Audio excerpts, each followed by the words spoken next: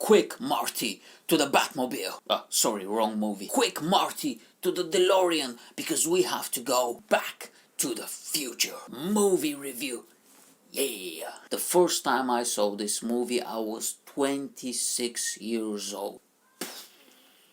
Why did I waited for so long before I saw it? Oh my god, this movie is an absolute classic. Double denim and a vest. The fashion sense of the 80s were crazy. I love it. Quick summary of the movie with not that many spoilers. Marty McFly, coolest guy ever, is a high school teenager who has life troubles. Family is a mess, he gets cut from a band, he's down on his luck, things are not going so well for him. He hangs out with a middle-aged scientist, as you do. So the scientist, Doc Brown, calls up Marty and he's like, hey, do you want to meet in the middle of a parking lot in a mall at 1 a.m. in the night? You're just 17? I want to show you a trick because I have a car over here. And Marty's like, yeah, of course I will. Come on, it's the 80s. There's no rules. Nobody's gonna ask any questions. This is not suspicious at all. So he just goes. And it turns out that the crazy mad scientist invented a car that when you hit 88 miles an hour, acts as a time machine. So far so good, everything seems legit. Doc Brown has stolen some stuff for some people and they come after him and they're like, hey, give us our stuff, pop, pop, pop, pop, pop, pop. So good old Marty, he starts running away from the bad guys with the car and accidentally he hits 88 miles and then he goes back to the past. So he goes back to the mid-50s and he needs to find a way to go back, to his present day. And in the meantime, he stumbles across his parents that are teenagers, so he needs to help them to get together, because if they don't get together, they don't, later on, and little Marty is not going to be born, so he's not going to exist. And if he doesn't exist, how are we gonna make part 2 and part 3 of this great movie?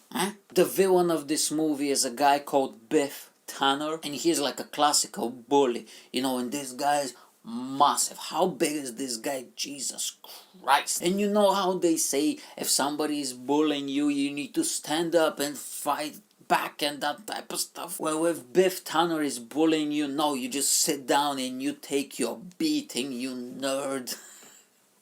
Life lesson number 1. If the bully is much bigger than you, you're gonna get your ass whooped. Things I liked about this movie. Marty McFly is old school, cool guy / gangster. Because back in the 80s, if you rode a skateboard, if you had a vest, if you had double denim, you're considered the coolest guy around. Also, he's way too confident. Okay? No man that is 5'4" should be that confident. I'm allowed to say that. I'm 5'5", so it's okay. The big mystery for me, he is really, really confident, like I said, but at the same time, his family is very low self-esteem. So how does that work then? If everybody around you, all the time are like, how the hell are you gonna go out to the world and be like, hey, look at me, I wear double denim and a vest and I ride a skateboard while I'm holding at the back of a police car and I don't care, I'm the coolest guy around. So I like that little mystery, because throughout the whole movie I was thinking how is that possible? What makes him so confident? And he's good with the ladies. Listen, he's a very ballsy man. There is a scene, okay, a little spoiler. There is a scene where he's with his girlfriend, right? He's holding her like this and like, hey baby, how you doing? And there's these 2 girls that walk past. They just left the yoga class or gym class or whatever. They're wearing spandex. And as he is with his girlfriend, he turns around and checks them out. Even I wouldn't do that. I don't have the courage to do that in front of my girlfriend. Marty, how are you so confident? Teach me your ways, master. Teach me your ways. I just love the concept of time travel, because how much fun do you think is going to be going back, and knowing what's going to happen in the future and just looking at people having no idea what's going to happen. And also, if you go way back, you can really blow their minds with like simple stuff that they haven't invented or they haven't seen yet. You know, you can be like, oh look, I have a cell phone in my hand, you know, I can call people, and look, there is video games, and look, I have a lighter in my hand, pooh, I can produce fire, it's going to be great. Or they'll think that you are a witch or a wizard and they'll probably kill you.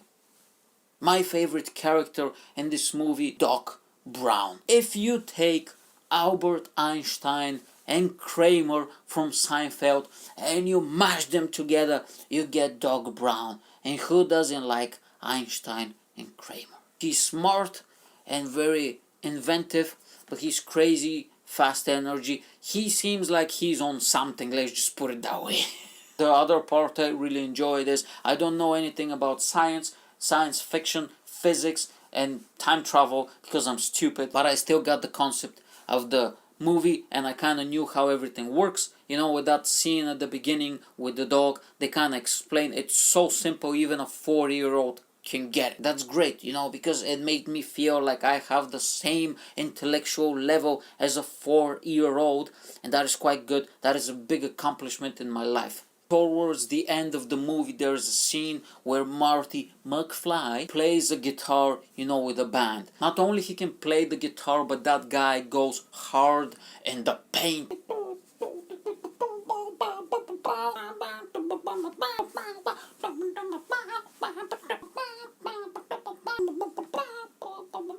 And all those teenagers from the mid-50s, they're just looking at him and like, oh my god, what is happening right now? That scene was crazy, bro. The really iconic car, the DeLorean, looks badass though, isn't it? And I did some research, and it turns out that the car was not actually that good for its time.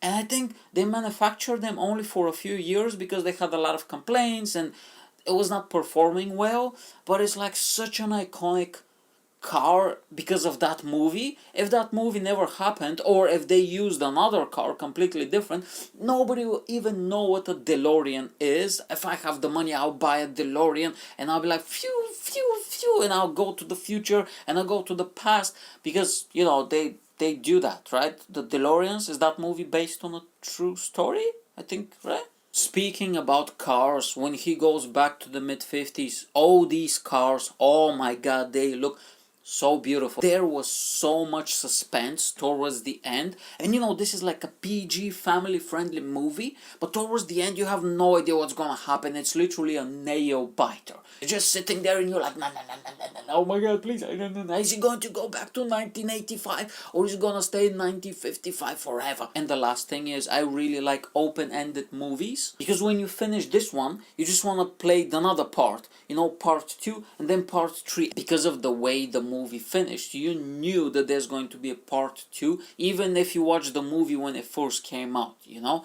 And I really enjoy that, because it's like, give me some more. Yes, there's gonna be a second part. Things I did not like about this movie.